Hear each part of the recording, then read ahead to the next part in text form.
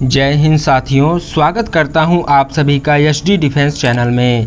दोस्तों, भारत कई सालों से लगातार संयुक्त राष्ट्र सुरक्षा परिषद में स्थायी सदस्यता को लेकर प्रस्ताव यूएन के अंदर दे चुका है, लेकिन आज तक हमारे हाथ सफलता नहीं लगी, क्योंकि यूएन के अंदर चीन स्थायी सदस्यता लिए बैठा है। अब भारत का प्रस्ताव आते ही चीन अपनी वीटो पावर का इस्तेमाल कर उसे तुरंत ही खारिज करा देता है। अब दोस्तों, चीन ऐसा कैसे कर ले रहा है और हमारा भारत चाह कर भी क्यों कुछ नहीं कर पा रहा, और भारत को वीटो न मिलने की असली वजह क्या है, आज मैं आपको इसी के बारे में बताऊंगा।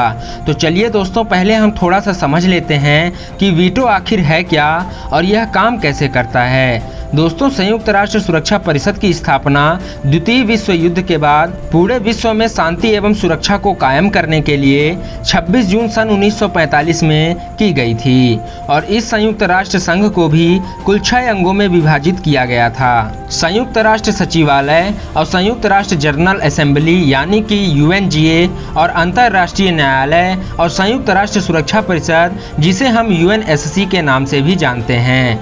दोस्तों, इन 6 अंगों में सबसे प्रभावशाली संयुक्त राष्ट्र ही है, और मैं आपसे सीधे इसी मेन मुद्दे पर ही बात करूंगा जिसमें सब खेल हो रहा है। वीटो का संयुक्त राष्ट्र में कुल 15 सदस्य देश होते हैं, और इनमें भी 5 स्थायी सदस्य देश हैं, फ्रांस, रूस, अमेरिका और ब्रिटेन और चीन, और इन्हीं के पास वीटो की ताकत भी है। जबकि बचे 10 सदस्य देशों को रोटेशन के तौर पर 2-2 सालों के लिए स्थायी सदस्यता दी जाती है।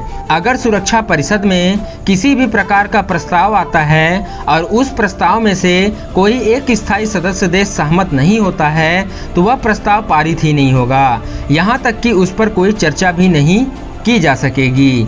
यानी कि अगर किसी भी प्रस्ताव को सुरक्षा परिषद की मंजूरी लेनी है तो उसे 5 स्थायी सदस्य देशों की सहमति बहुत जरूरी है, क्योंकि प्रस्ताव पर कोई भी स्थायी देश अपना विरोध या उस प्रस्ताव के खिलाफ वोट करता है तो वह वीटो कहलाता है। और दोस्तों, जिस देश के पास वीटो की ताकत होती है उस देश के खिलाफ कोई भी ग्लोबल नियम या नीति पास नहीं हो पाती है। आप उदाहरण के तौर पर रूस यूक्रेन की जंग को ही देख सकते हैं। रूस का कोई बाल भी का नहीं कर पाया। दोस्तों, ये तो हो गया वीटो क्या है और यह किस तरीके से कार्य करता है। चलिए अब ये भी जान लेते हैं कि आखिर भारत को वीटो पावर न मिलने की असली वजह क्या है। जब 5 देशों को स्थायी सदस्यता देश मिली थी तो स्थायी देशों की लिस्ट में हमारे भारत का नाम भी शामिल था, लेकिन उस वक्त हमारे भारत में स्वतंत्रता आंदोलन अपने पीक पर था। तो उसी वक्त में नेहरू जी ने अपनी स्थायी सदस्यता चीन की झोली में डाल दी थी, जिसका खामियाजा भारत आज तक भुगत रहा है। और साथ ही हमारे भारत के सामने एक और बड़ी परेशानी है कि सन 1945 में जो यूएनएससी का गठन प्रस्ताव था उसमें साफ साफ लिखा हुआ है कि जब तक संयुक्त राष्ट्र संशोधन या फिर बदलाव का प्रस्ताव न पास हो तब तक किसी भी देश को स्थायी सदस्य देश नहीं बनाया जा सकता।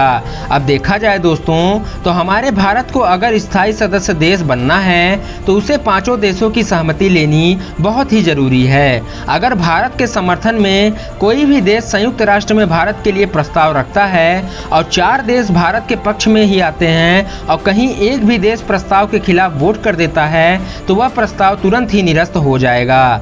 दोस्तों, संयुक्त राष्ट्र की इन्हीं शर्तों की वजह से भारत को यूएनएससी में स्थायी सदस्यता नहीं मिल पा रही है, क्योंकि जब कभी भारत ने यूएन के अंदर स्थायी सदस्य बनने का प्रस्ताव लाया है तो चीन ने तुरंत ही उस पर वीटो इस्तेमाल कर वह प्रस्ताव निरस्त करा दिया है। और दोस्तों, ये है असली वजह जो भारत को स्थायी सदस्य देश बनने से हमेशा से रोकती आ रही है। वैसे आपकी क्या राय है दोस्तों, संयुक्त राष्ट्र के नियमों को लेकर हमारा भारत किस प्रकार से स्थायी सदस्यता ले पाएगा यूएन में? कमेंट सेक्शन में अपनी राय जरूर से दें। साथ ही दोस्तों, वीडियो को लाइक एवं शेयर करना ना भूलें, और इसी के साथ अगर अभी तक आपने हमारे चैनल को सब्सक्राइब नहीं किया है तो सब्सक्राइब करने के साथ बेल आइकन को जरूर से प्रेस कर दे दोस्तों, क्योंकि मैं आपके लिए ऐसे ही डिफेंस एवं फॉरेन पॉलिसी से रिलेटेड वीडियो लाता रहूंगा। तो मिलते हैं दोस्तों आप सभी से अगली वीडियो में, तब तक के लिए जय हिंद, वंदे मातरम।